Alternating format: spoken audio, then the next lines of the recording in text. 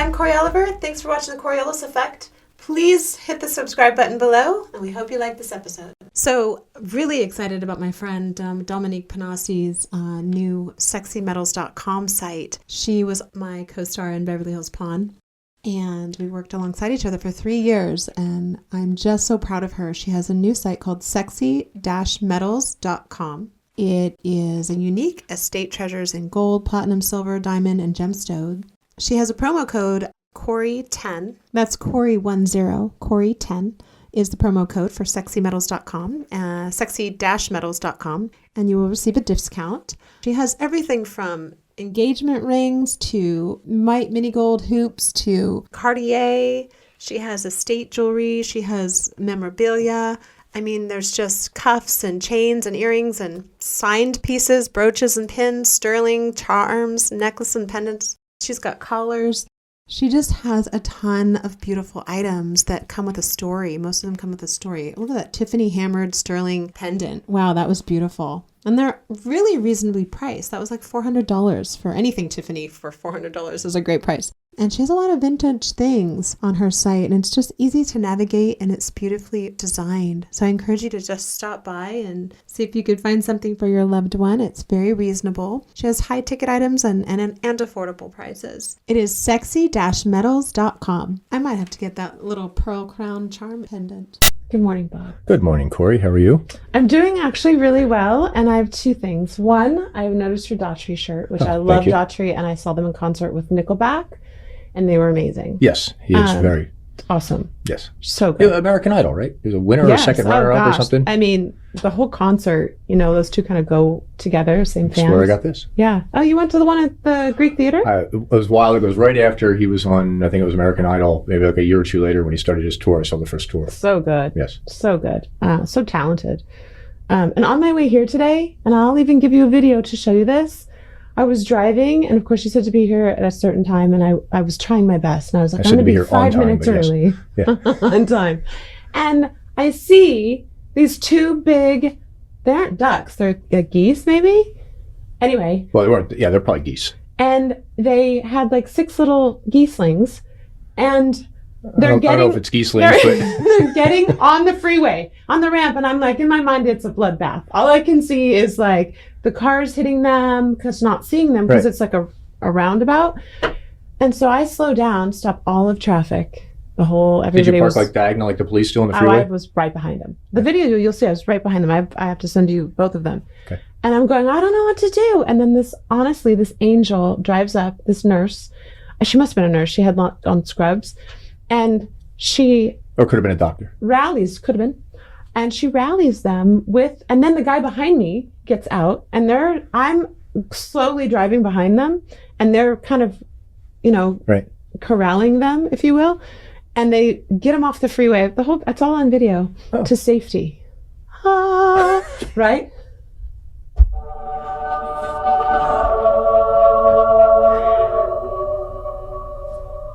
That's how I felt. That is exactly how I felt. You did your good deed? It just was the moment of like, no, I'm not going to see these little babies go down. You've acquired an indulgence. That's your ticket to heaven. Well, I probably need a few more tickets, but they don't sell those anymore, indulgences, do they? No. They were big in like the 1300s, man. Yeah. You give enough money to the Pope or the priest, and you get to go right to heaven. Oh, it was so exciting. Bring that back. You'll play the video. It's really cute. Yeah. Well, I'm very excited about today's show.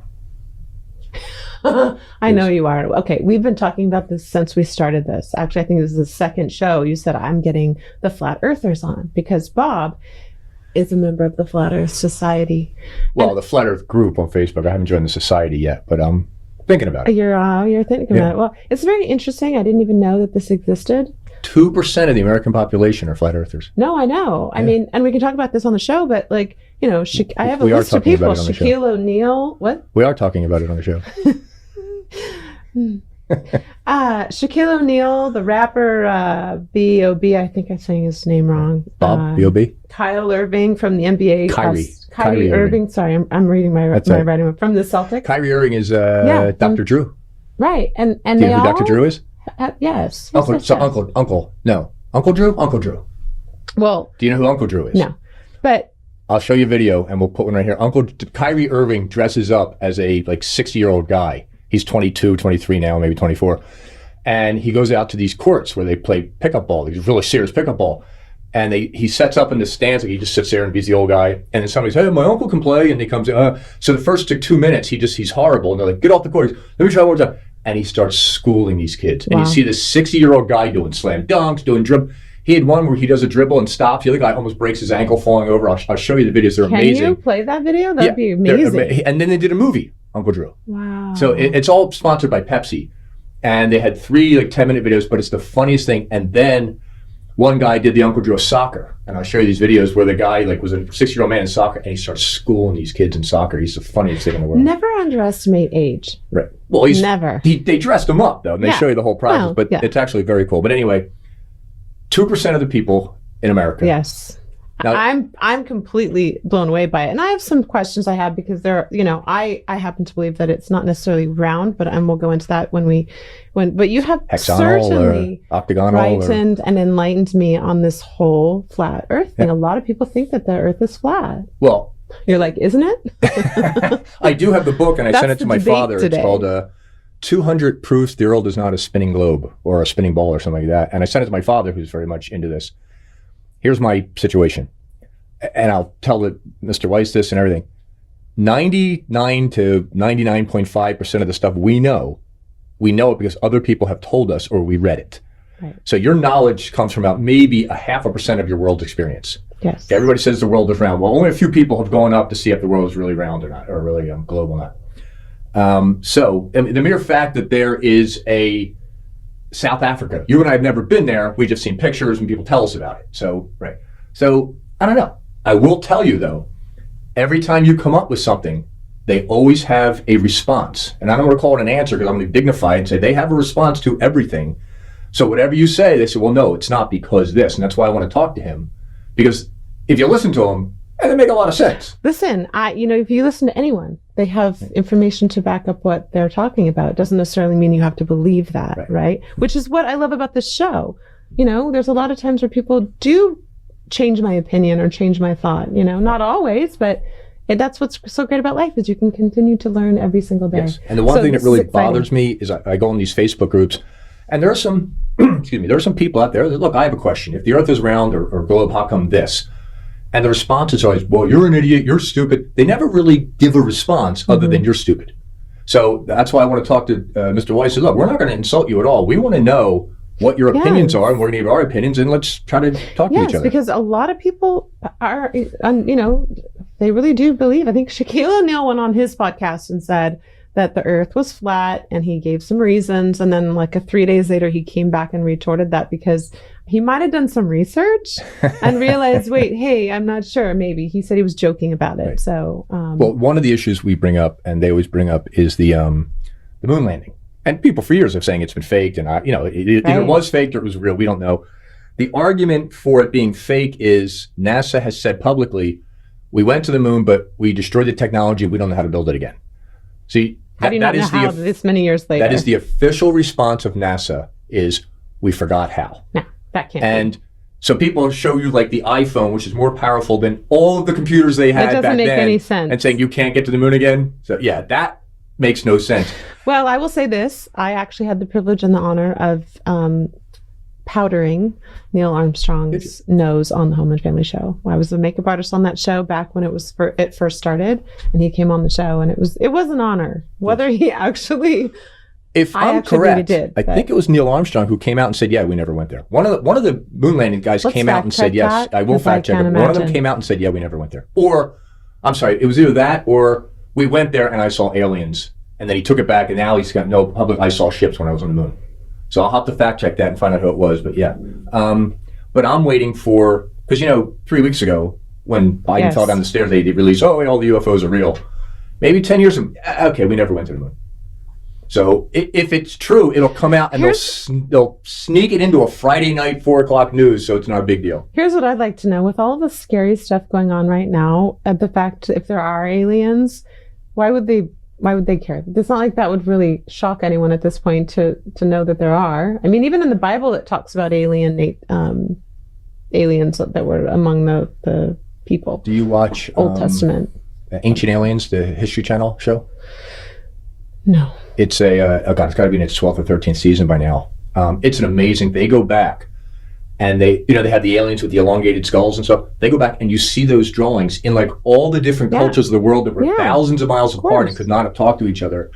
And then the theory is that an angel came down and impregnated Mary, and that was how Jesus was born. He was half alien, half human. That's the theory. Because remember, angels are a completely different species. So if there's a species out there with wings, those are the angels. I know. I always told God when I would pray, I'd say, God, when I go to heaven, hopefully, prayerfully, can I just be in charge of the angels? Can I just I guess that's not really how it works, but in my mind, I have this whole we're going to fly around and help this person and that person. You don't get wings. Humans don't get wings. Only angels. Only if you're a Victoria's Secret model. Yeah. You get big wings. Also, I wanted to say that I actually slept with a nose plug in last night. And? I slept really great. No, I slept for 2 nights. And I slept really, really well. Is that because of Merrill Hemingway and Bob? Yes. Bobby? Yes. Yes. Bobby Williams, by the way. Yeah, I mean, I can breathe. I did. It's like I did download the book Breathe on you did? On Audible. Uh-huh. So I didn't get a chance last night, but I'm going to listen to it tonight. I don't know when this show is going to air in proximity. It's going to air right after theirs. Okay, well, I'm telling you, it is. There's something to this. Right after. It has to. No pressure. You just unintentionally created the order of episodes. Sorry, Patrick and Paul. You're going to go after. I encourage you to try it. It just really, really. I mean, I have a deviated septum, so I just inherently don't breathe through my left side, and it's a problem. And I don't like surgery, so this is an alternative for me, and it's certainly opened up my nasal passage, and I actually don't have neck pain for 2 days in a row. I think I've been suffocating every night. Literally. So thank you, Marielle and Bobby. This is going to really annoy you today. I already know it. 100%. So I'm taking off my bracelet. This is for my daughter. Just throw it on the table really loud. Thank you. And that's that. All right. Well, listen, happy Earth Day. Happy Earth Day. April 22nd. Yeah. And we'll see you in 2 minutes. Okay. Bye-bye. Feeling hungry for new ideas? Uninspired? Or do you just want to hear talking while you're busy? Listen to the Creative Cast podcast. Lucas Homan and Morgan Banks go on the hunt for exciting interviews, share ideas and projects, and celebrate the creativity within all of us. New episodes are released every Sunday. That's the Creative Cast podcast, CreativCast on Apple Podcasts. Are you looking for enlightenment in your life? Trying to find a purpose? Well, you might be in the wrong place, but while you're here, join the Really Mature Men, 2 lads from Melbourne, as they give their unsolicited and certified takes on hot and controversial topics. Join them for a laugh and visit them on their Instagram page at Really Mature Men. I repeat, at Really Mature Men. They stream on all platforms. Just type ignorance with logic, and in 2 magical clicks, you're there like that. You're there like that. Wait, you're there like that. Let's start the show. Let's start the show. I'm very excited about today. Happy Earth Day. Happy Flat Earth Day. Happy Flat Earth Day.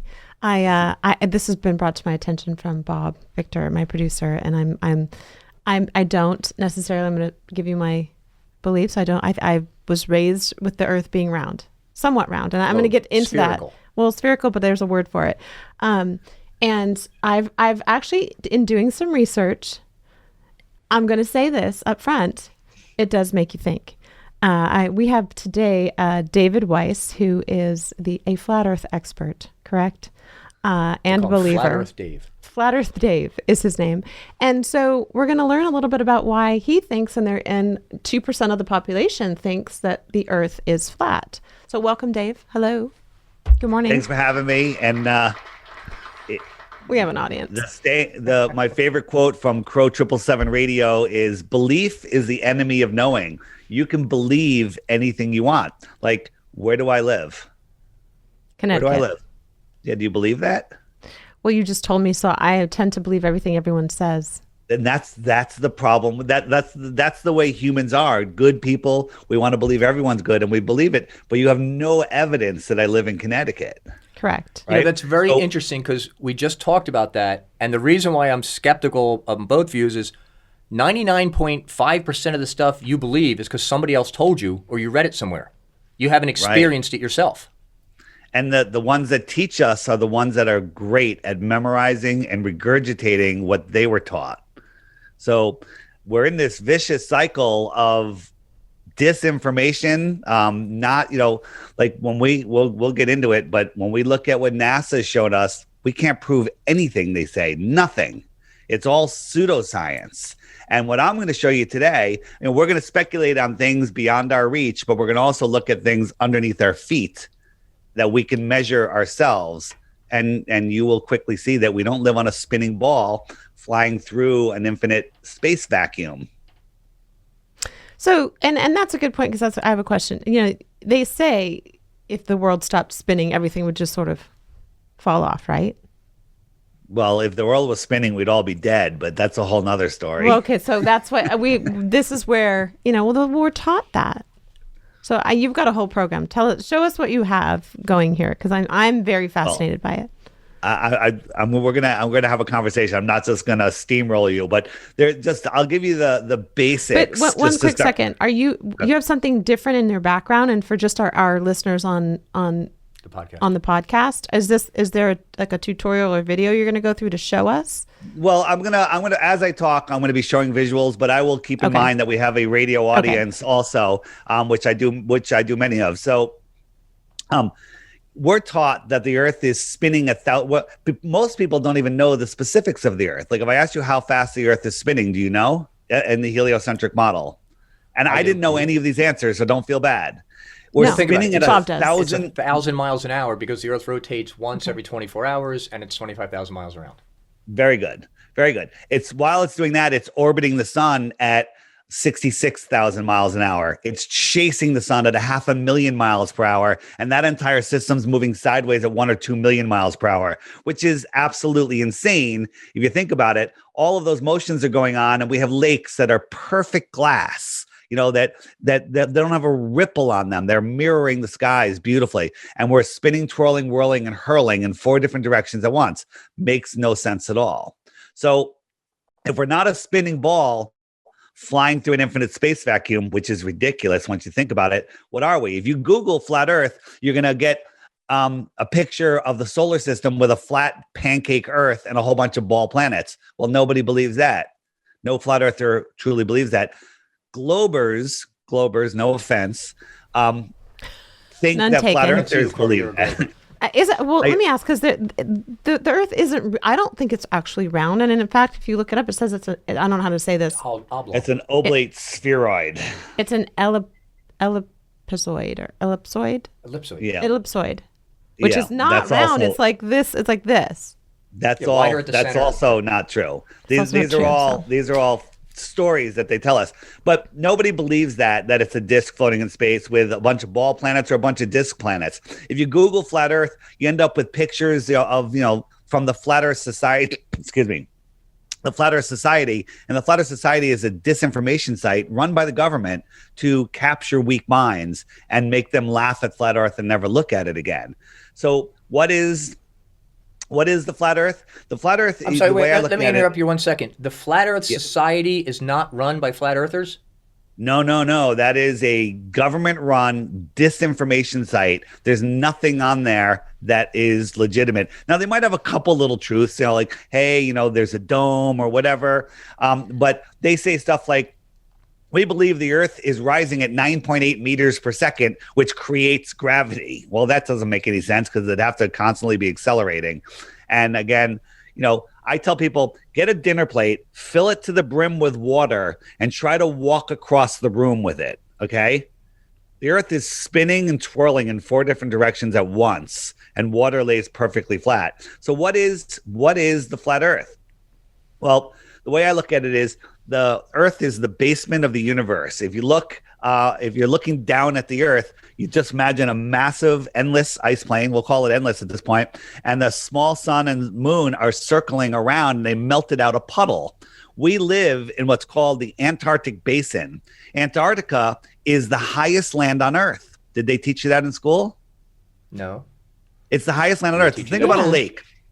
Well, it has the highest elevation, right. The highest land on Earth, and so think about a lake. A lake, is a body of water, and what is the container of the lake. The container of the lake is the land that surrounds it that's higher than the water. Well, the world is a giant lake. We call it the world pond. I call it the world pond, the world lake. And the shoreline is the land we call Antarctica.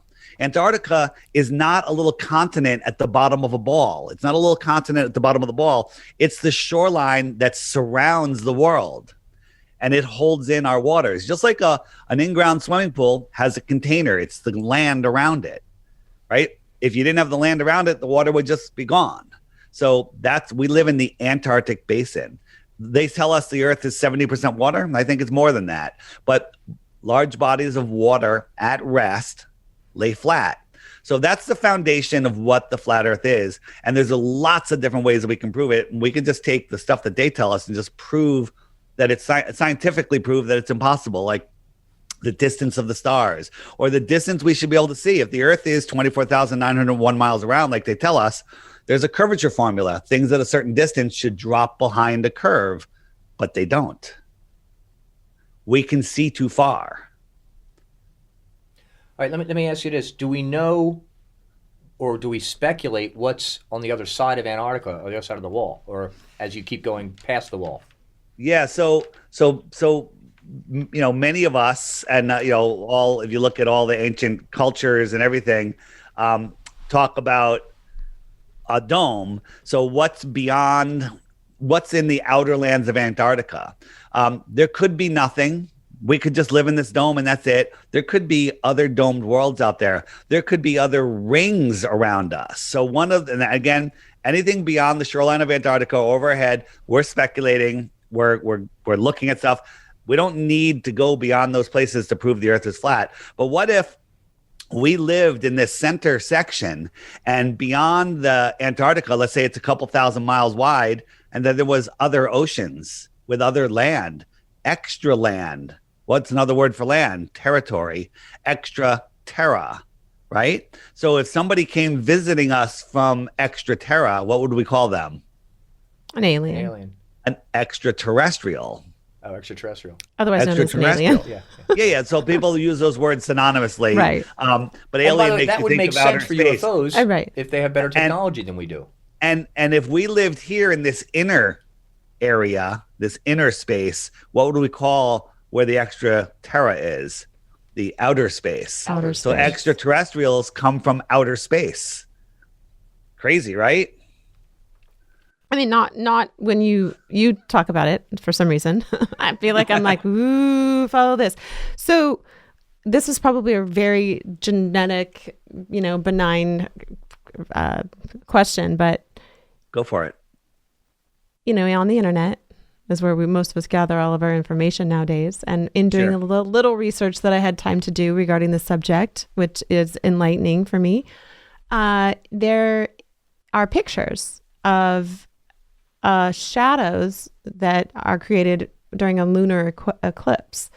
And the flat shadow is much different than the round shadow, of which we do see when we see a lunar eclipse. So how do you explain the shadow of so the that flat Earth this versus is round?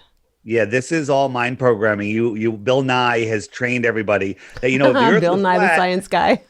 Bill Nye, the lying guy with the bow tie. If the Earth was flat, sometimes we would see an eclipse that looks like a sliver, and we never see that, right? Because only a sphere can cast a shadow of a perfect sphere. Well, that's actually partially true. Like if you were casting a shadow of a sphere onto a flat wall, you would see a sphere. But if you cast a shadow of a sphere onto another sphere, its shadow doesn't come on in that perfect eclipse. It doesn't, if you're casting a shadow, you got the sun and the moon, and you're casting a shadow onto another sphere. He was prepared for this question. I have my problems. It would elongate, right? It comes on elongated, it spreads out, and then it leaves elongated. And that's not what we see. But getting away from that, when you're looking at a lunar eclipse, you're looking at it you're on the top of the world from your point of view. And the sun and the moon are above you, one on opposite sides. For there to be an eclipse, they have to all go into alignment. So one of them has to drop below your horizon, so they're in alignment. So if the sun went down below my horizon, my eclipse should literally come in. It should come in from the bottom of the moon. Whoops, that doesn't work because it's green. So if this was the Earth, the eclipse should start from the bottom. But many times we see it starting from the top, and many times we see it starting long before the sun or the moon goes below. So what that proves is it's not the Earth that's doing it. What is doing it? In your model, you've got the Earth and the sun that rotate around the moon and the sun. The moon would have to be closer to the ground than the sun in order to get in front of it, correct? It is. Which are both round, by the way. Well, are they round? Do you know that for sure? That's actually one of the questions is the Earth, that's not the only, thing that's flat on the question, planet. and I'm going to show you some moon models, and you tell me if they're round. Do you have lights in your ceiling above you? Yes. All right, look at those lights. Look at the lights right now, and tell me what shape your floor is. No, look at the lights.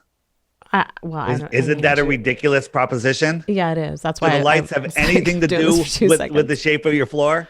So ready? I'm going to show you 4 moons, and you have to real quickly because it's a video, and they're going to be revealed quick. So, sphere or not a sphere? Right here, that sphere or not a sphere?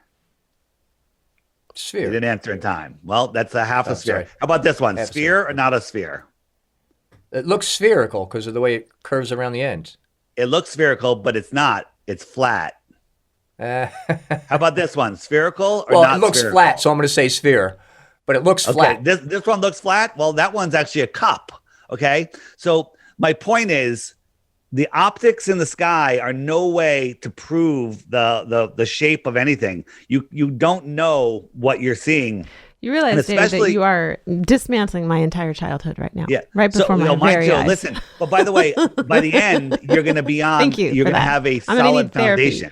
Okay. So the sky, the dome, we believe is glass-like. It has the optics of glass, and we also believe that space is water. And when you're looking through glass and water, everything changes. The way things move, the way you see them. Watch when we move this glass. For the people on the podcast, he had 2 arrows facing left. And then when he filled a half a glass of water in front, the bottom arrow switched directions. And when is it because of the shape of the glass? Well, the shape of the glass, the optics of the water, all this stuff happens. And when I move the glass to the right, you would think that it would leave the arrow behind, but it takes it with it. Why does it do that? Yeah, these are optics. These are optics of water, glass. I'm literally scratching my head. Yeah, the way your eye works, it's truly amazing. So.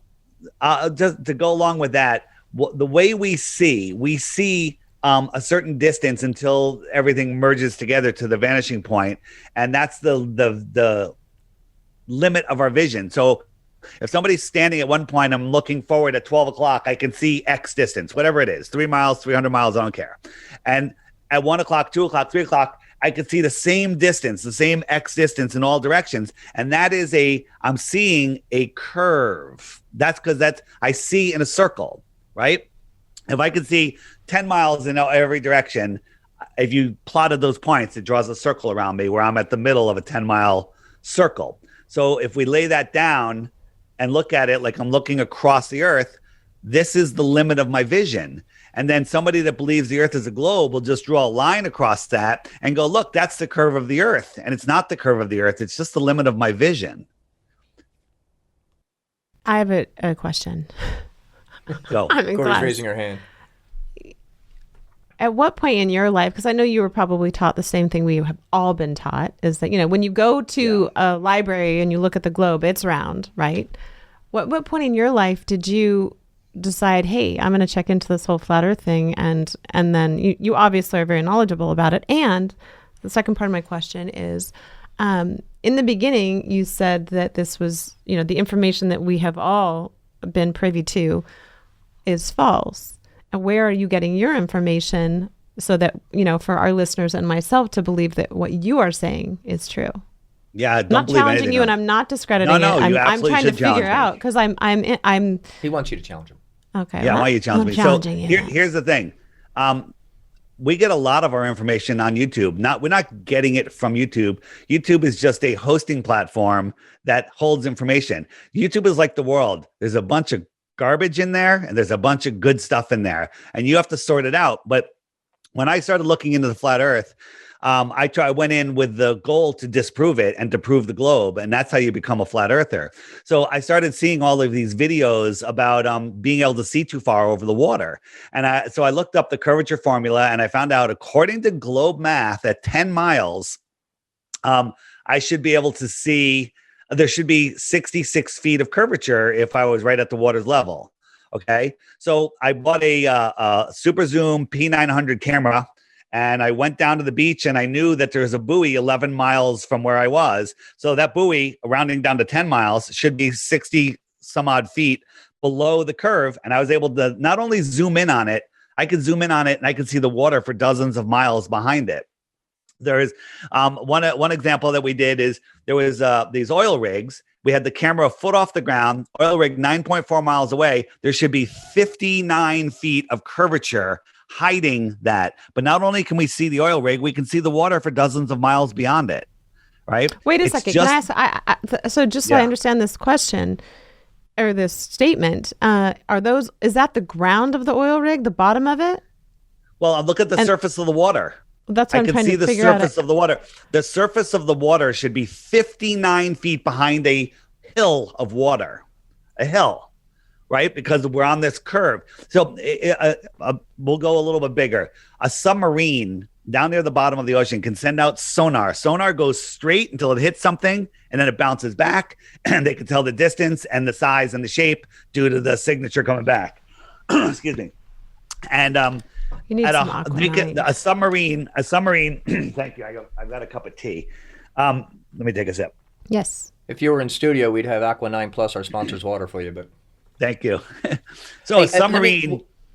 Hold on, while you're on this, let me ask you this question because go ahead. The submarine can see another submarine over 100 miles away. At 100 miles away, there should be a mountain over a mile high of curvature that sonar should be bouncing off of, but there's not. A boat on the surface, a Navy ship, can target another ship over 100 miles away with a pinpoint laser, with a pencil-thin laser beam. They could see it. They can pinpoint it. There should be 6,600 feet of curvature in between the boats, and there's not. Okay, so, and I've researched this. What is the formula that you use to determine how fast the horizon should drop? 8 inches. Because I think there's two of them. Yeah, well, they're the debunker. They always move the globe post. So if you're on the top of the Earth and you're going out, the first mile there should be an 8-inch drop. But as you go out farther, that drop accelerates. So you have to square the miles. So 1 mile is 8 inches. 2 miles is 2 times 2 is 4. Times 8 is 32 inches. 3 miles is 6 feet. And it goes on from there. And there's people that argue like, well, you're only supposed to take half of that because you're halfway on the other side. That's nonsense once you look at it. But sure, divide it in half. We still can see too far. Make the Earth 100 times bigger than it actually is. We still can see too far. So we can give the globe. I don't have it in front of me, but I know there's a formula with the cosine, using cosine instead of just straight angular math.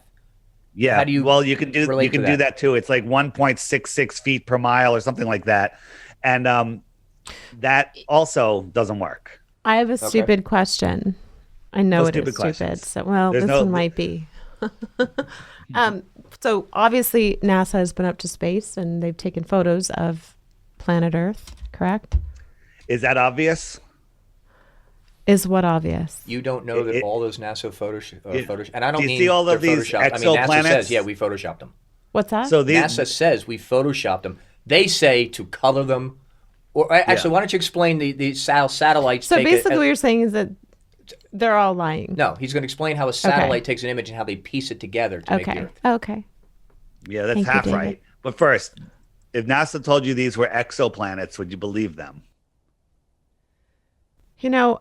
Prior to COVID, yes. But since COVID, I don't believe anything anymore until I see, which is a fair statement. These aren't actually planets. These are the bottoms of frying pans. Oh. Okay? These are actually frying pan bottoms. Frying pan planets, I call them. Planets, right? Okay. So again, what NASA shows us is complete and total nonsense. They show us cartoons. So everybody had the same picture on their iPhone of the it was called the blue marble, blue marble of Earth, right? This is the one that was everyone's iPhones, and then like 20 years later, 10 years later, they came out with another photo. Look at the size of the United States, and look at the size of the United States here. Yeah. The United States got twice the size. And if you look at the first one and you zoom in, you can see that they stepped and repeated the clouds. They used the same clouds. NASA has a visual artist named Robert Simmons who did an interview, and he said how he made it in Photoshop. He said, his famous quote is, "I made it in Photoshop because it has to be." And he talked about how, he got data like, hey, there's more plankton in this water or algae. So they made the water a little greener there, a little light blue or whatever. And he literally said, he described how he made it in Photoshop. If you look at the other photo, the other one that has the United States way bigger, and we actually do something that we can measure. So they're showing us, hey, here's Mexico and here's Baja. We can drive those distances and scientifically prove that that's 934 miles.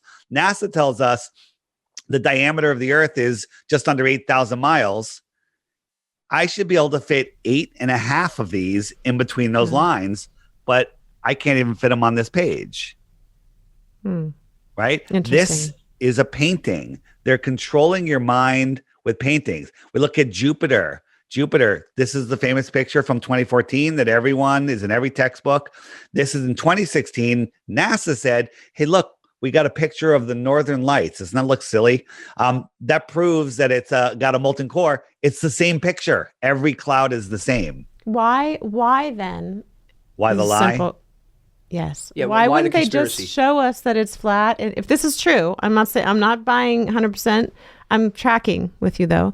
But if it is, why would they not just tell it like it is?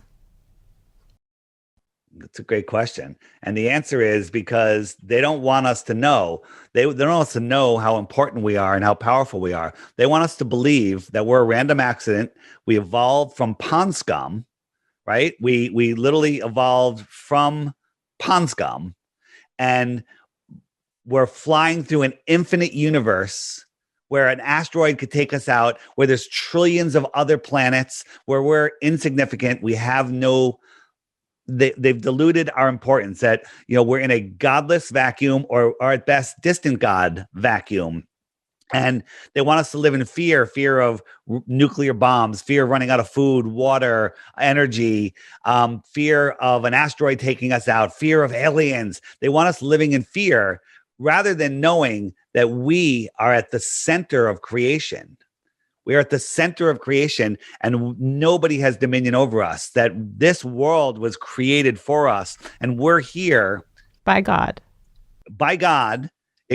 By the creator. You can have that, whatever you want to take it. But here's the thing. I was a full-on atheist, I guess, before I discovered that the earth was flat. And it's not the shape that matters. It's that it's created. And then I was like, oh, darn it. It's intelligently designed. So therefore, there has to be a creator. You okay? So is the conspiracy to control... Is the conspiracy to control the masses? 100%. It's literally to control our minds. If I told you that there was a fence around the town that you live in and you could never go outside that fence, would you be happy? No. I'd be Truman. How about I put it around the state? Exactly. How about I put it around your entire state? Still not happy. If I put it around the entire country, still not happy. What if I said, get rid of any fence. I'm going to put a fence all the way around the equator, so you can only stay in the northern hemisphere? Still not happy. Well, guess what? They put a fence around us, and it's called the globe, and we don't even see it. It's a prison for our minds, and therefore we don't know that we are literally at the center of creation, and that we're here to expand the mind of the creator. David, you got the right guess today, Bob. Thank you. You did. You're going to give you props for that. There'll be something in your stocking this year. Okay. So I'm listening. As far as us being at the center of the universe, right, and of creation, if you will.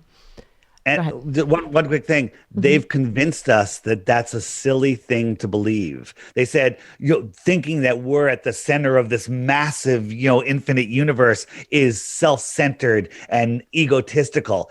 Well, we are at the center. This place is created. There's not an infinite universe. We live here in the Earth system, and everything we see in the sky is part of that system, and we are part of that system. Does it? So let's go to because we're talking about God and something greater, right? Is there any substantiated evidence in the Bible that would corroborate with you and what you're talking about? My co-host Matt Long, he comes from the Bible side, and there was years that for most of his life he never believed in the Bible because page 1 of the Bible says God separated the waters from the waters and put the dome over the earth, and he's like, that's ridiculous. We live on a ball, and that's it. He's done.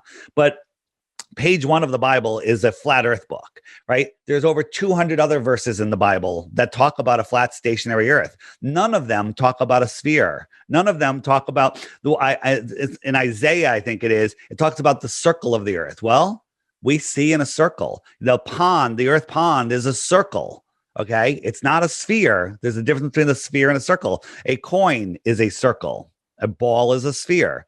Never does it say ball or sphere. It talks about the earth is set on its foundation and it does not move. There's dozens of verses that talk about the earth is immovable. Well, I wanted to touch on one thing because you said that the Flat Earth Society is run by the government. What is the organization or association that true flat Earth believers have that's not run by the government? There really isn't. It's just I'm out here. I'm Dave Weiss, Dave Flat Earth Dave. I'm just out here talking to people like you. I'm associated with nobody. I have friends. We have different groups. There's also people within the flat Earth. That we have different. It's an infinite plane. There's a dome. There's no dome. There's other ponds out there. There's other circles out there. Guess what? That's okay. We're having that discussion, trying to figure it out. But we all know it's not a ball flying through an infinite space vacuum. How can you have a gas ball in a vacuum? No, you're right. But why would the government take on both? Why would they? Well, that's my stomach. Sorry. Why would the government? They also run NASA too, right? So why would they head the Flat Earth Society? If they're saying that it's complete opposite of that. NASA. So the entire control system was done with 6 operations. We had Operation High Jump in 1946 when they started discovering Antarctica, right? Then in 1955, they had Operation Deep Freeze, where they discovered the firmament and they went to the outer lands of Antarctica and found that there's a dome. In the Encyclopedia Americana, the 1958 edition, which you probably can't find anymore, when you look up Antarctica, it says at 80 degrees south, there's a dome top at 13,000 feet. Well, that's where the dome is coming down at 80 degrees south. Okay. Then they quickly formed NASA to hide, and the Van Allen radiation belts to hide the firmament, to hide the dome. They go, we got these radiation belts in space, right? Then, while all the countries were busy killing each other in wars, in 1958 or 59, all of the countries signed a treaty that said nobody can explore Antarctica because we have to protect the migrational paths of the penguins. You're not even allowed to fly an airplane over Antarctica because we have to protect the penguins. Okay, go ahead, deforest the Amazon, genocide people, that's fine, but you're just talking to somebody right now that just stopped traffic for like 2 ducks and 6 little babies. So that you lost me there. I'm all about protecting wildlife. But no, what he's saying is it's to save the puppy. I know. Yeah, but to fly, you can't fly an airplane at 50,000 feet over Antarctica, please. And that's called the Antarctic Treaty, and you can't even. The only treaty that's held the test of time. Right. Admiral Byrd flew out over Antarctica, said, beyond the poles, there's land filled with resources that no human has ever set eyes on. And then he was silenced, and then he died. And no one's broken this treaty. No, Exxon hasn't petitioned. This treaty is in place until the year 1941. It can't even be questioned until then. After that, in 1962, we had Operation fishbowl where they were trying to blow a hole in the dome, shooting bombs into the sky. And then the Apollo missions in 1969 to hide the dome, to make you believe that we can live and walk on a ball and space is infinite. These are the mind controlling operations that run the world. And the people that run the world are all use flat Earth maps as their logos. Really? Yeah, that's the UN. One of them, the one on the bottom left is the UN. The United Nations map, the International Maritime, the World Meteorological Organization. The difference is it's the world looking top down. Right. Yeah. I see. Yeah. I see that. Yes. Can you explain the flight patterns of airlines and how they avoid where it would be easier to go over to Antarctica if it was a globe, but since they take longer trips because it's flat? Yeah. So right here is a plane from Taiwan to LA, right? So let's say you're the pilot and you're right here, right near Hawaii, and there's a medical emergency and you have to land. Where are you going to land? Hawaii. Makes sense, right? Or maybe you continue to California, right? But would you go to Alaska? No. Okay. Well, this is the real flight path on a flat Earth. Taiwan, medical emergency, Alaska. Hawaii's way out here, right? If you wanted to go from... Why is that, though? Because the Earth is flat and they're lying, right? And they're taking these plane routes that make no sense. Here's Australia, Perth, Australia. So 1 second. You're just telling me the actual pilots believe that no, the pilots don't know. The pilots don't fly the planes. GPS flies the planes. They just take off and land. By the way, there's many pilots that know. All the Qantas pilots, they know. They talk about it openly in their pilot's lounge, but they don't talk about it publicly because they want to keep their jobs. So you're saying, hold on, what you're showing is a direct line from Taiwan to Los Angeles that goes over or just above Hawaii, but the real flight path, because it's a flat Earth, actually takes you through Alaska into Hawaii. Nowhere near into Hawaii. Los Angeles. Why would the GPS be programmed to that? I'm just asking this because I'd like to know, just in case I'm ever on my way and I need to stop off in Hawaii or actually Alaska. Why would they do that knowing that it would potentially save somebody's life? Because a couple lives don't matter to them. Well, no, they did. Here's the thing. NASA is in charge of all international flight routes, all of them. NASA, the liars at NASA. But when they said we have an emergency, they're like, okay, where's the closest place? Closest place is Alaska. Well, no, the closest place is Hawaii, according to this baloney map. But the truth is, on the real map, they were just very close to Alaska. So they landed in Alaska. Right? There's a book called 16 Emergency Landings That Prove Flat Earth.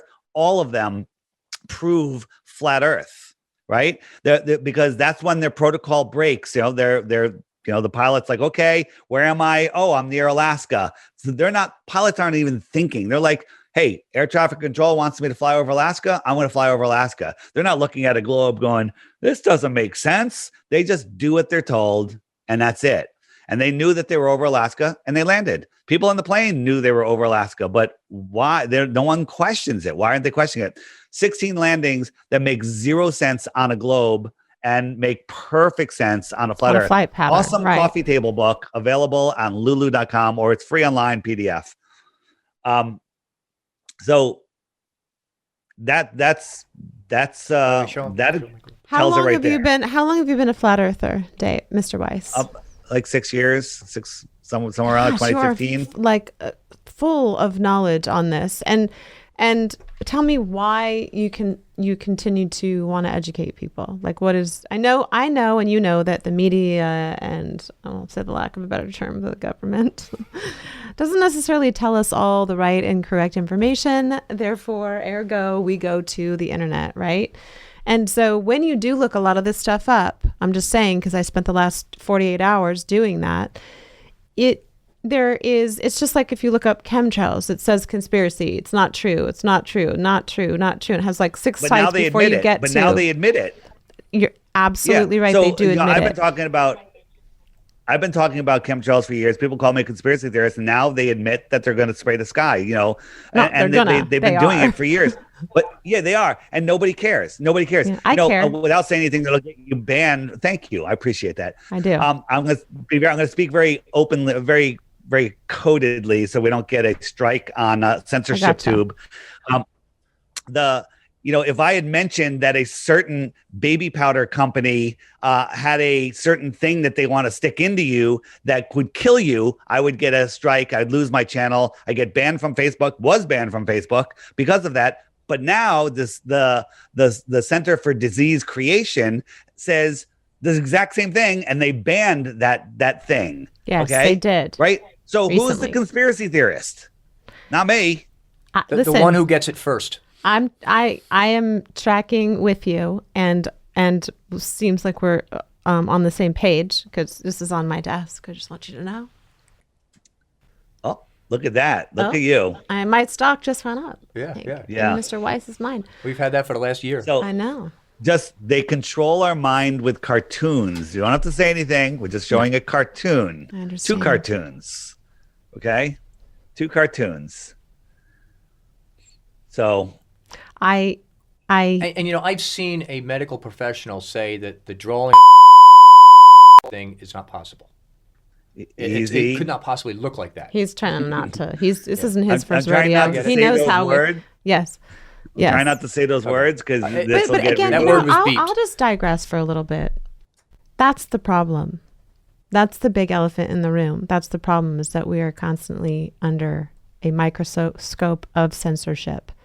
And the real information is not able to get out there and to be seen and to be heard and to be understood with facts behind it, correct? So the internet let me show you to increase everybody's knowledge. Yes. It was supposed to make all knowledge public and, help people.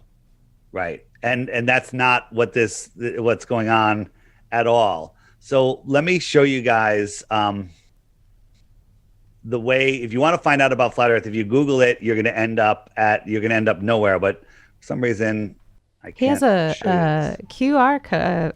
Yeah. Well, it's the flat so Earth I clock. created an app, if I can get it to show. So if I scan that right now on my phone, it'll. Oh yeah, you'll love it. Oh my gosh! It's actually the highest rated app in the App Store. Can you move to the? There you go. I really want to do this right now. So, but let me show you what it is before you do it. Let me show you what it is. Okay. So, did it work on your phone? let me. Didn't do it on mine. What do you have to hit to do I gotta it? go here. You hit camera. Right. I did. Okay, well, I'll send it to you. Why isn't it $2.99. showing? It's $2.99, but it's literally the best app in the App Store. And since it's the best app in the App Store, it says Flat Earth, Sun, Moon, and Zodiac Clock app. Yeah, I just want to say that for our listeners. I appreciate that, but why isn't it loading for me? I apologize. Quits. Thank you, Bob. Hold on. And what it does is it bypasses Google's censorship. It will show you all of the videos that they don't want you to see. It shows you how the flat Earth works, how seasons work, how it answers all of your questions, and I'll be able to show it to you in 1 second, hopefully. All right, and on the app, for the people on the podcast, we're looking at a top-down version of the flat Earth with a clock, and the very top is 12, the very bottom is 12, so it goes on the right side 1 through 12, and then after you hit 12 at what would be 6 o'clock, it starts 1 again and goes back up to 12, and there's all kinds of information. We're looking down at right. Right. The sky is a perfect clock, and the sun travels around once every 24 hours, right? So wherever the sun is, it's noon. Now you can see that the sun is trailing behind the hour hand. The reason it's not pinned to the hour hand is because we're in what I call fake daylight savings time right now, where they're lying to us about the time. They're telling us it's an hour later than it actually is, and that's to throw our body clocks off. And if you see that the moon is also following the sun. Why do they want to throw our body clocks off? Because if they have us off kilter, spinning out of control in space, we're vulnerable and we'll believe anything, and we never get our center. We never find our true potential because we're always disconnected from the real Earth. Okay, so if this is spinning around in our it's night and day, how do you explain different seasons? Okay, this is perfect time to ask that question. Let me go through this, and I'll go real quick. So you can see that the sun goes around once every 24 hours, keeps track of the days and the hours. You got to pay attention, right? It laps the moon once every 28 days. You see, it's now catching up to the moon. Yes. So it laps the moon. There used to be 13 months of 28 days, but they changed that also to 12 months. They changed it from months to months. So the moon, its position and phase. They literally changed it from months to months. Like that's on paper somewhere. There used to be 13. There used to be 13 months of 28 days. When like 200 BC, or I mean, what are we talking about? You know what? I don't know the dates because all of our history is a lie. We'll get into that in a minute. But if you take 365 days and divide it by 28, you get 13. Yeah. Right? So I'm telling you, you get 13.035. So when you say many moons, they say a moon was a month. Right. We came in and changed it and said instead of 13, we're going to 12. I'm just for the audience. I already knew that. So also focus here. Okay. I'm going to turn on the stars. Now we have our zodiac stars that turn, and the sun is in a zodiac for about a month at a time. The zodiac stars are spinning slightly faster than the sun. So they lap the sun only every once a year, unlike the sun lapping the moon every 28 days. That way the zodiac will be in a sign for a month, and then the next one will catch up for a month, and the next one will catch up for a month. So let's talk about seasons. So on the map, you have the inner Tropic of Cancer, which is the inner circle. And that's when we have our summer, when the sun is over the Tropic of Cancer. And we have the outer yellow line, which is the Tropic of Capricorn. So if I jump the sun forward to July or June, during our summer solstice, the sun is over the inner Tropic of Cancer. So here in the United States, the sun is high in the sky because it's closer. It's above us. It's closer. It's shining down on us. We're having our summer. You with me? Mm-hmm. Right? And then 6 months later, the sun migrates out to the Tropic of Capricorn, and Australia has their summer because the sun is high over the sky. It's over them. It's close to them. And we're having our winter because the sun is far away from us, right? Okay, the sun, when it comes podcast, around, we're not watching this on video. Yeah. You have the circle and you have the sun going around clockwise in the circle. But for the summer for us, the sun gets closer to the center, which is where North America is. And for winter for us, the sun is closer to the diameter, which is where Australia is. That, I got to tell you, that makes perfect sense. And this is the best $2.99 I ever spent. This, you haven't even gotten to see. Well, let me show you what this thing does. But what was I going to say now? The seasons prove the Earth is flat. So the sun is far away from us now. It's lower in the sky. We have shorter days. The sun is farther. It's closer. Do you know in the heliocentric model that they tell us that during our northern winter, the sun is closer to us than it is during our summer? That makes no sense. The angle of the Earth and the tilt and stuff, right? Right. Never made sense. If it was the tilt of the Earth, think about this. At sunrise, it should be freezing cold every day, all year long, because that's the most tilted the sun could be. But in Connecticut here, we have cold winters and warm summers. I can watch the sun rise. As soon as I see it on the horizon, I can feel the heat on my face immediately blasting on my face. And that's when the sun is 3.5 million miles farther away, according to the Baal religion. And at the most severe angle, it's all the way across the horizon. I can feel the sun on my face. Then in December 21st, during solar noon, when the sun is at its highest point and 3.5 million miles closer, I can't even feel the heat on my face. So that's just a total random question regarding all of nonsense. this. Yes. Well, He said ball religion. Oh, ball religion. I thought you said all religion. No, I was like, okay, religion. we're going to go there. No, ball Hang religion. on. So, so I forgot my question. Because you were so tied up with ball religion? Gosh. So... No. I have a question. Yes. Okay. So this is sort of somewhat similar to what's going on right now in this picture. And I encourage you to tune in on the YouTube to check it out because it is pretty cool. Is this completely, and I know my own beliefs, but global warming, something's going on your phone, just so you know. No, I get YouTube alerts. I love it. Is global warming nonsense thing? Okay, that's what I thought. So moving on. Now, your main purpose for sharing this information. Sorry, I get it. I see your evidence, and I'm not saying I don't believe it.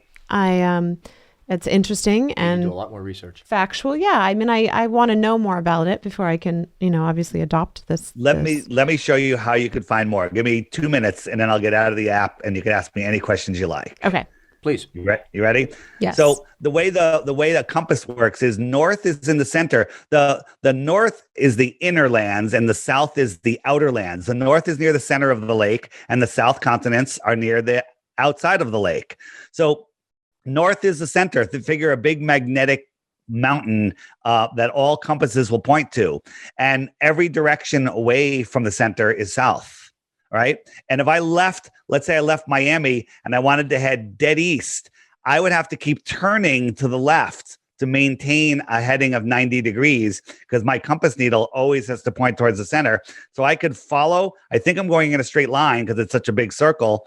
And I end up right back to where I started from without ever changing directions. I could do the same thing west. This is like system overload for a dyslexic, by the way, just so you know. Like, I just realized it's all south and there's one epicenter of a north, not a north, south, east, west. And so, east and west are circles. You have to remember it. East and west are circles because go outside, find a tree and say, all right, that's the North Pole, and point towards that tree with your north needle, and then try to walk 90 degrees to that. You have to walk in a circle to keep pointing at that tree. East and west are circles. This is why I got lost when I moved to LA. Yeah. Every day.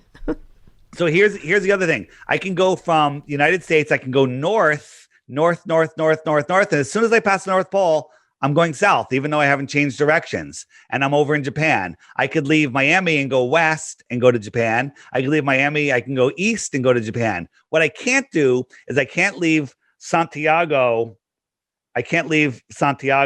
and go south and pop up over in Australia. Nobody has ever done it.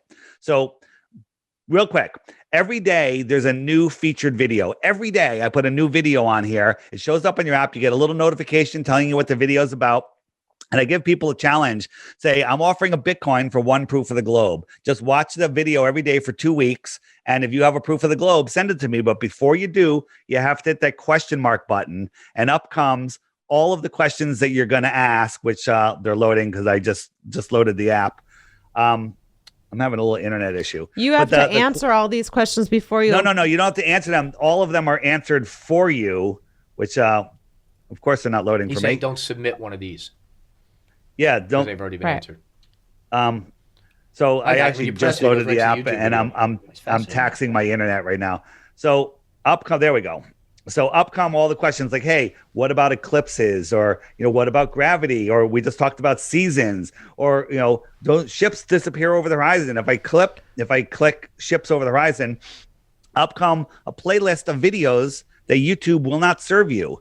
Like if you Google, ships over the horizon, flat Earth, you're going to get all propaganda trying to convince you otherwise. But all of these videos will show you what you're really seeing. Are you saying that gravity does not exist in space or in time and with regards to flat Earth?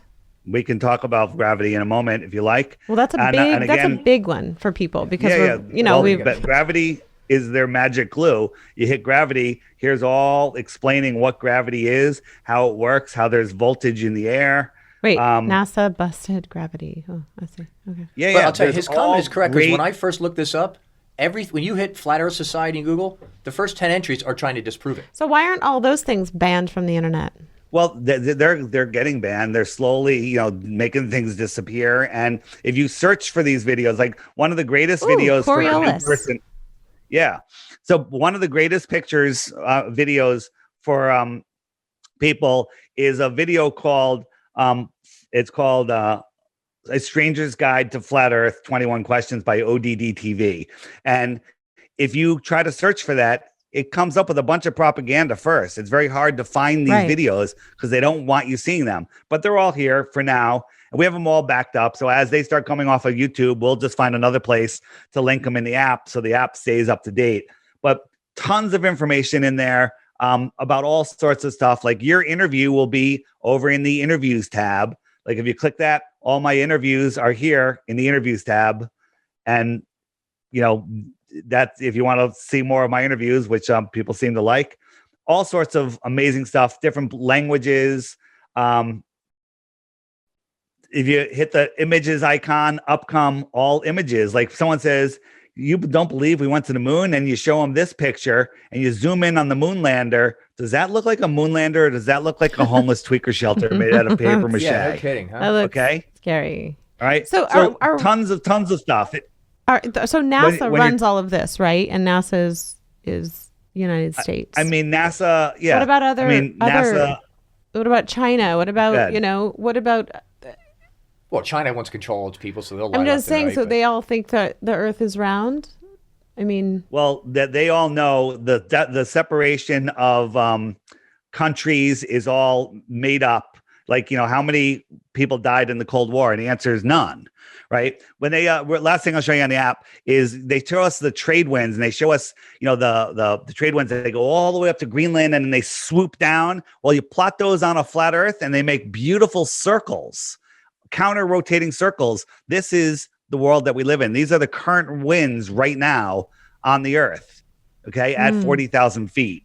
Mm-hmm. So that's what it really looks like. It doesn't look like the nonsense that they show you, in science class, where you have this big sine wave, circles going, sine wave patterns going on. None of that is true. It's all mind control. I think we can safely say, especially after the last year, that we are all falling under that. Yeah.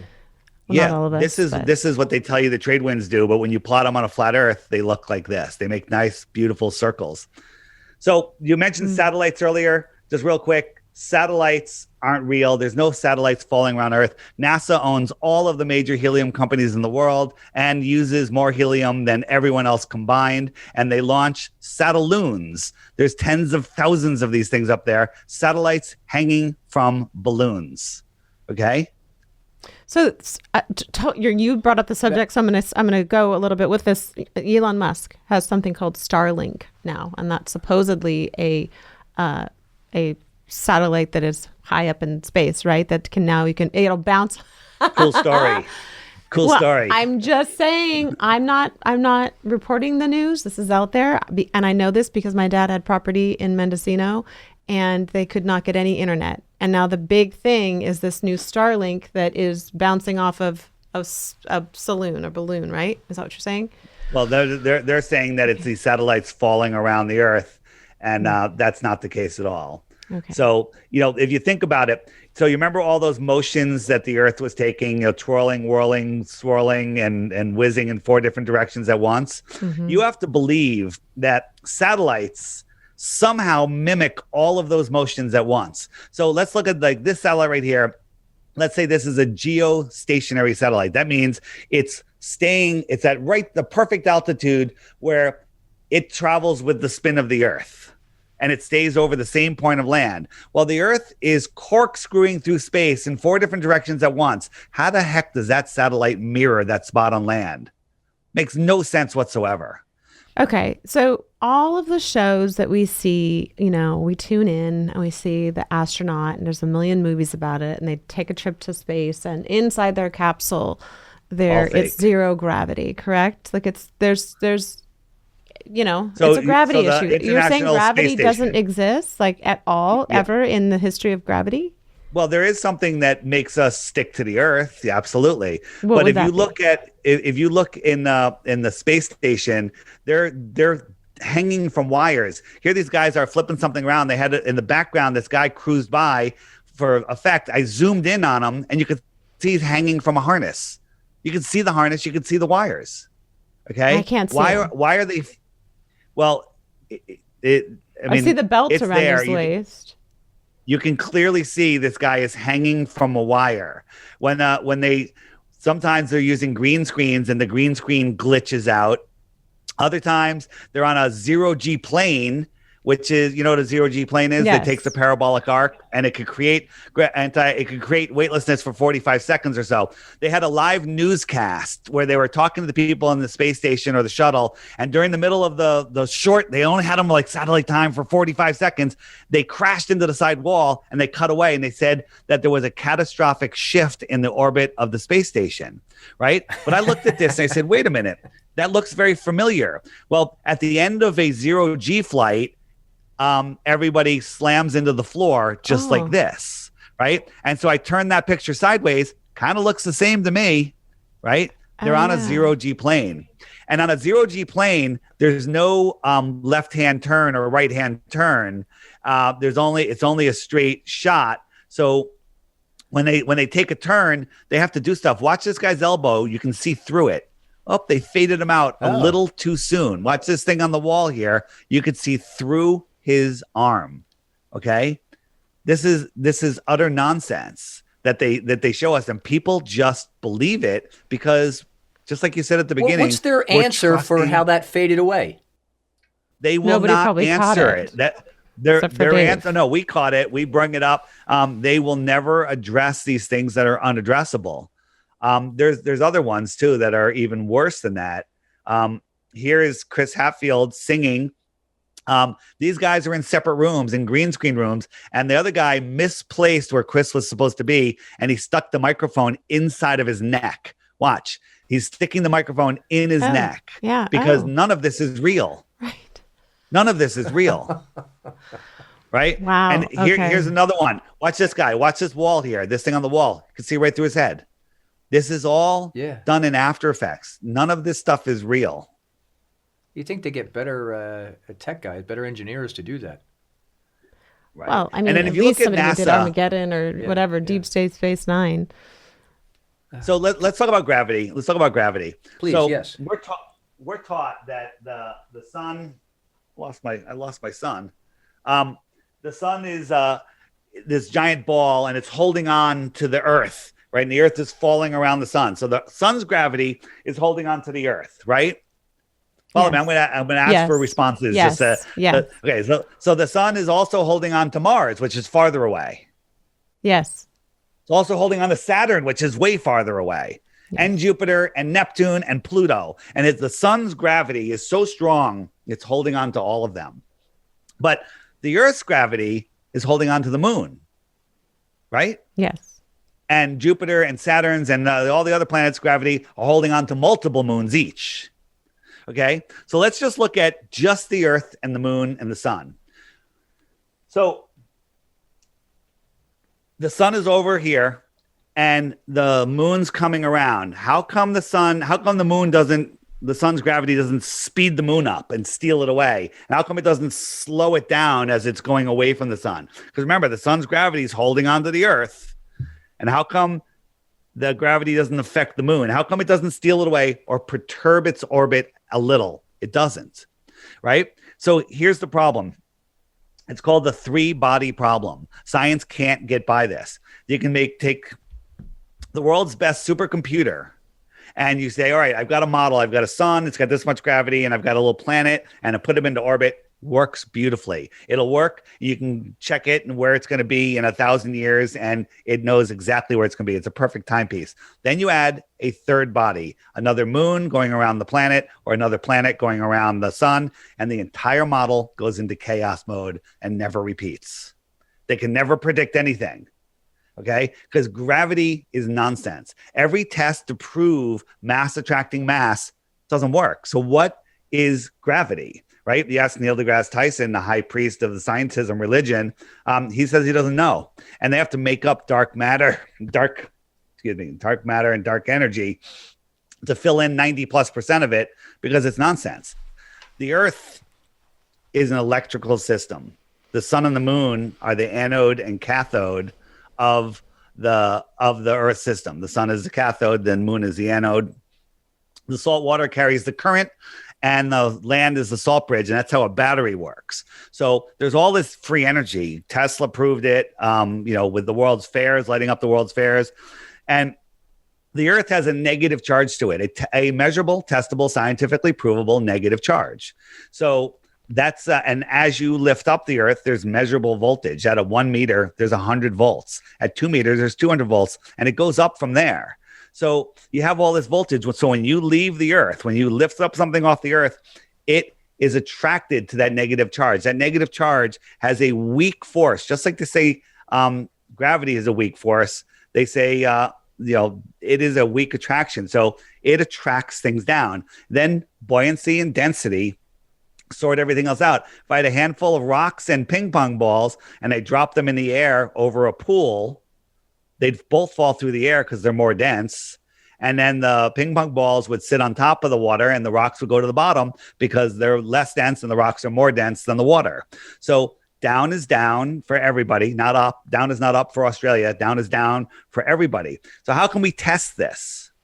Well, this little tinfoil triangle, we put a negative charge into it and it takes off. As soon as that negative charge is stronger than the Earth's negative charge, it lifts up in the air. We can take a metal sheet and put a negative charge into it with what's called a Van der Graaf generator.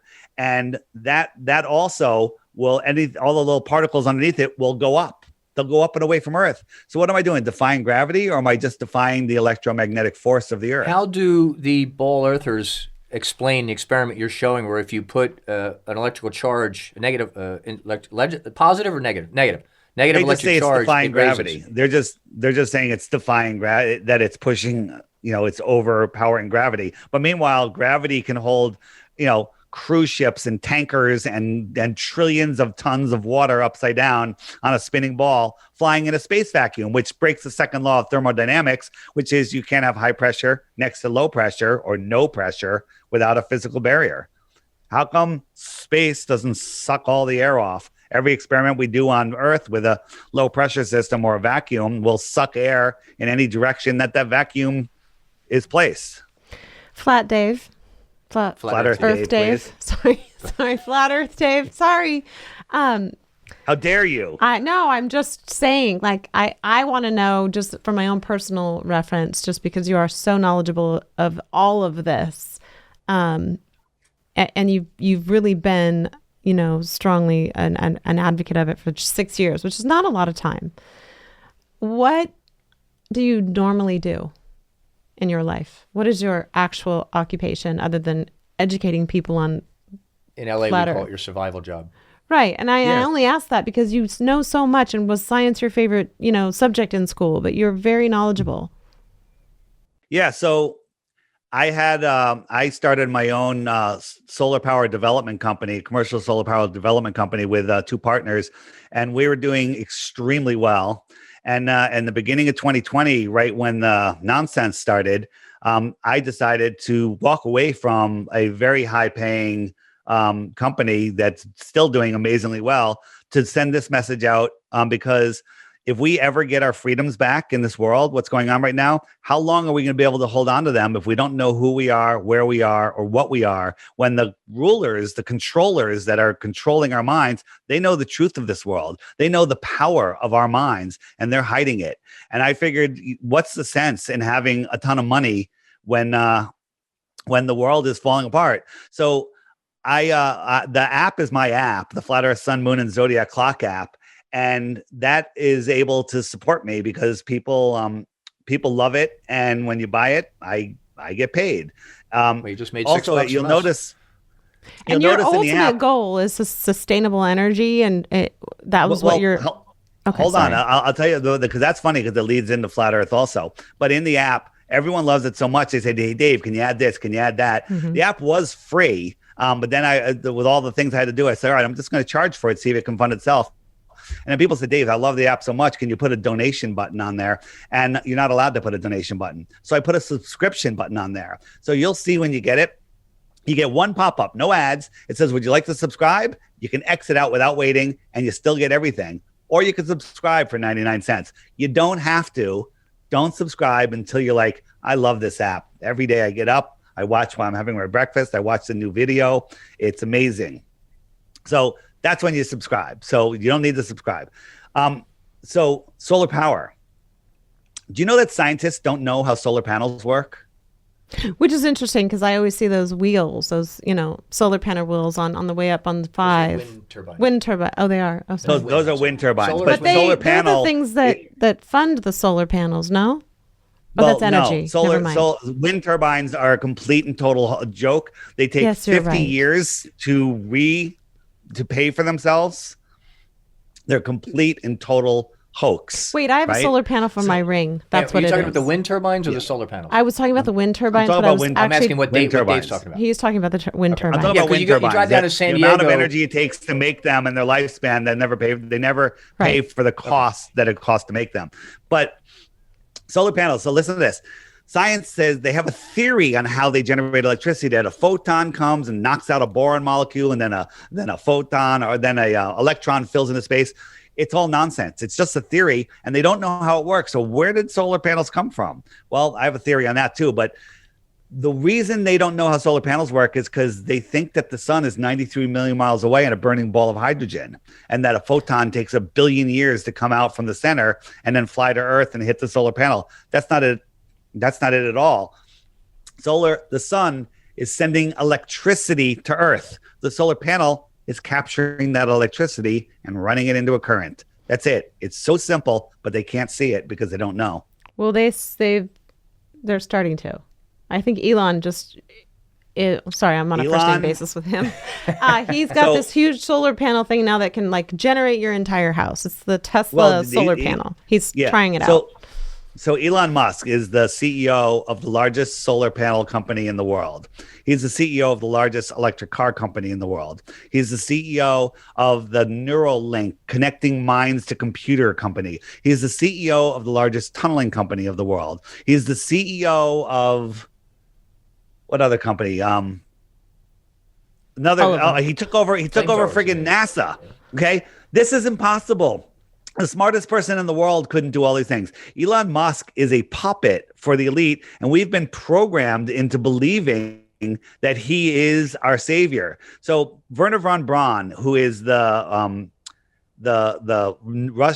German Nazi scientist that came over to run NASA, wrote a book in 1950 called Project Mars. Let this sink in. In 1950s, he wrote Project Mars, and it's a tale about a bunch of people from Earth that went to Mars to start a civilization over there. Guess what the name of the 1957. Right. I believe it's 1957, the book was 1950s, whatever. He wrote this book about a group of people that went to Mars to start a civilization. And guess what the leader of that group's name was? Elon Musk. Elon. Well, not Elon Musk, but Elon. Elon. Right? Elon Musk is building a rocket to take people to Mars that he wants to make it more pointier now. He wants to redesign it. He wants it to look more like this. Okay? This is called predictive programming. Arthur C. Clarke came up with satellites. Then all of a sudden we have satellites. Some royal guy in the 1800s wrote a paper theorizing the idea of dinosaurs, and no one had ever seen a bone from a dinosaur. And then a year later to the day, he discovers the first dinosaur. This is called predictive programming. That's very interesting. I saw a 30-minute special on the original series of Star Trek, and there were 7 things that Star Trek had that became a reality later. The flip phones, their communicators were flip phones. They were the first show to show personal computers on a desk. The little discs they would use, everything all of a sudden came to life 20 years later. So is electricity, I have a question. This is all old technology. Go ahead.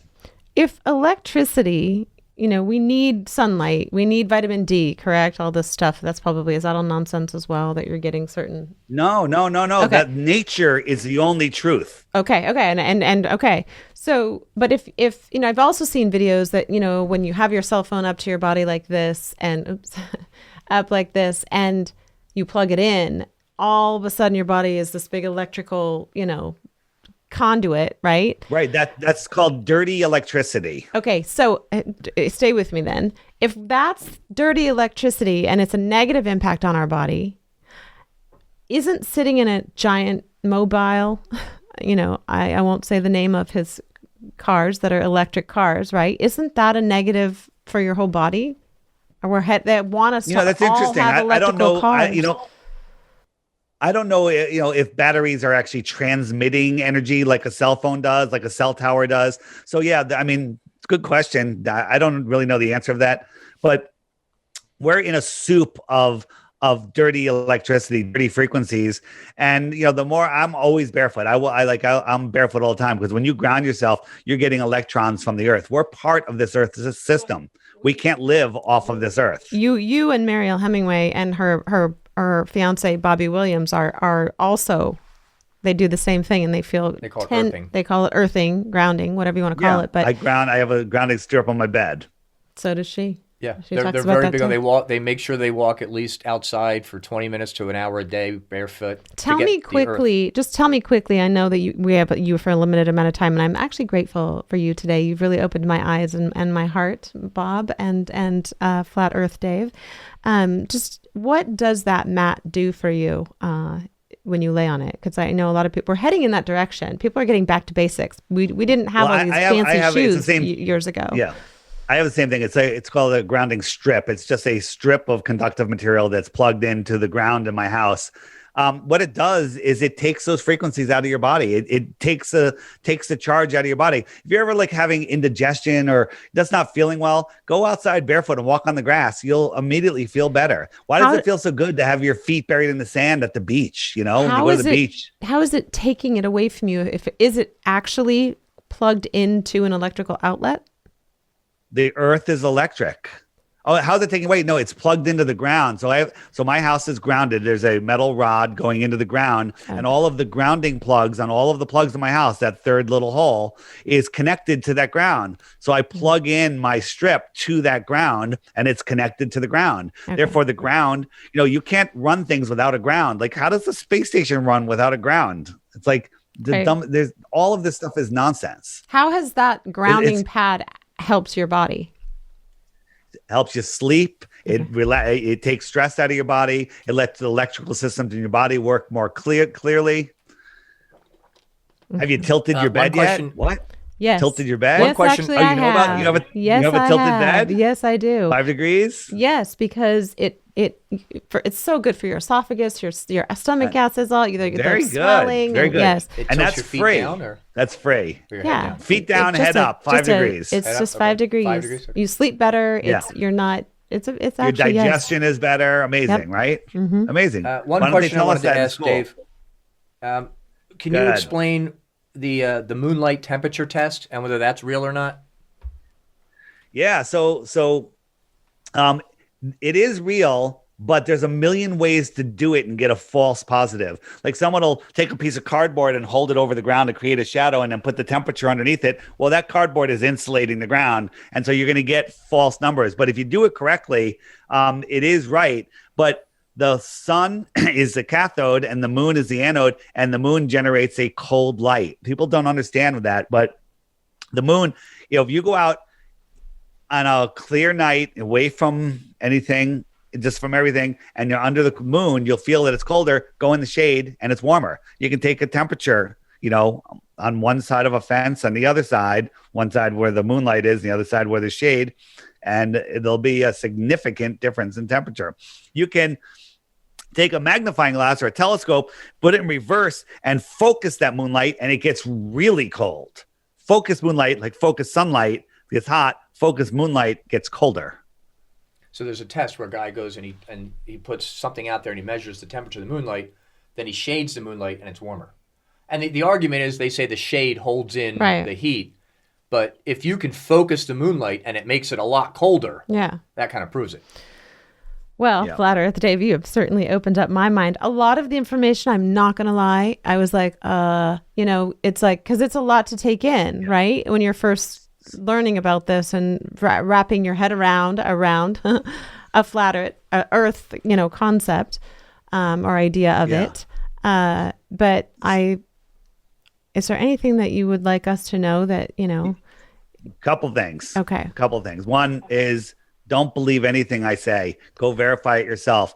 Best way to find it is on the Flat Earth Sun, Moon, and Zodiac Clock app by Blue Water Bay. You can find it if you're not looking at this and you can't find it because it's hidden on some Android networks. Just go to theflatearthpodcast.com and all the links are there. But the other thing is, what was I going to say? Blue Water Bay is just a company name. My company name, Blue Water Bay. It's a beautiful name, isn't it? It is. And you need to have a company name. So, and because the Flat Earth Society people have created an app by the same name, and it's free. Feel free to download it. You're not going to learn anything. You're going to get gate kept, and don't send me an email telling me my app sucks, because that's not my app. You can tell it's my app, one, because it's by Blue Water Bay, and two, because it's the highest rated app in the App Store. So just read the reviews if you're unsure. And then the other thing is, trolls will follow me from the Flat Earth Society to every interview I do. So when you post this, you're going to get the trolls, and you're going to say, Dave Weiss is a scammer. He's just selling apps. Flat Earth has been debunked, but they'll never offer a single proof. They'll just say, ad hominems and nonsense. And then you'll notice the ones that comment on everyone's comment, go to their channel, because they have what I call the comprehensive globe proof channels. And by that, I mean there's zero content on their channel. So, well, we don't really usually entertain, that kind of stuff anyway. Yeah. I'm just saying that you're going to have all these people, because they're going to try to gatekeep you. They're going to try to scare you away, because people read comments and like, maybe he is scamming us, right? I'm not scamming you. Don't believe anything. Do you know what you can try to find this information yourself, but it's hard. The most valuable thing you said to me today, and we don't have to go into this because I know we're ending this interview, but is that I used to be an atheist.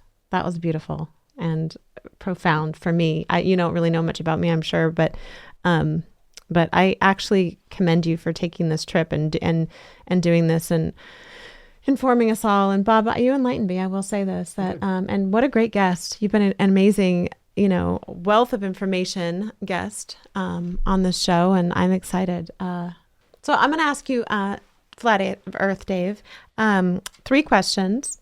Our first question is, how would you describe yourself in 3 words? Or 3 words that would describe you. That's right. Wow. 3 words that would describe me is... Not round. I care a lot. Yeah, you How's do. that? Yeah. I care a lot. I love that. That's great.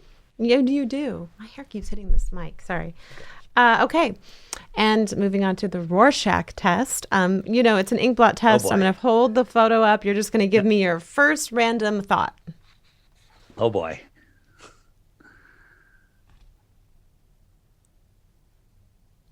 First random thought. The first random thought is 2 people running towards each other for a big hug. I love that. Oh, good. That one, I would say 2 crows flying into the air. Not very creative, but that's what I say. Or elephants, just saying. You can't put thoughts. Could be.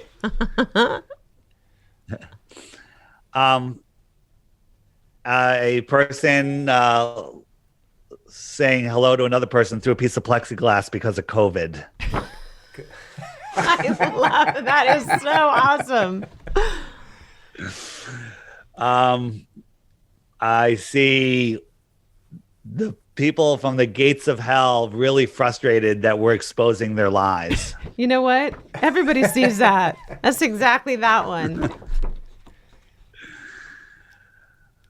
I see the human reproductive system. Yeah, that's true. That's very good. That is true. Those are really great. Okay, and then last but not least, your celebrity crush.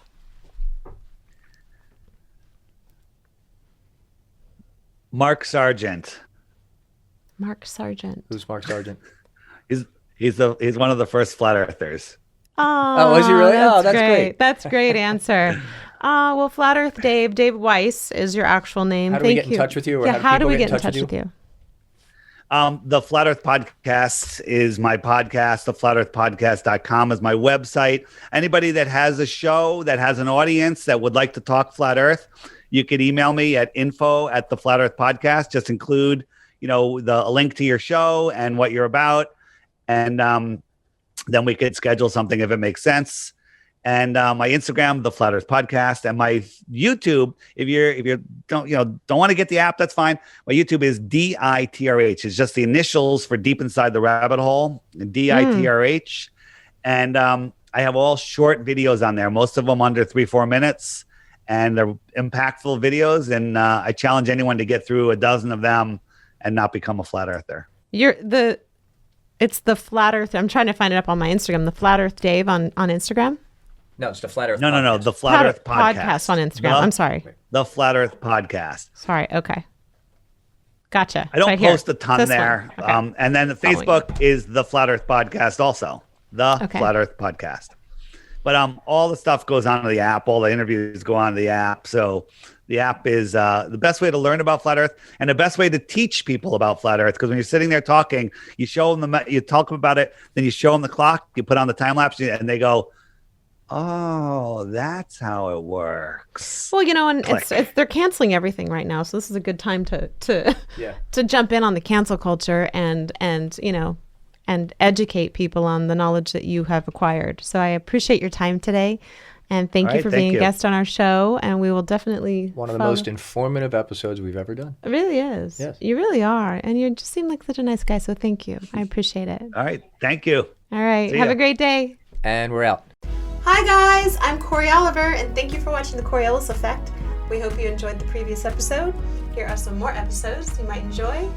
Hit the subscribe button below and have a great day.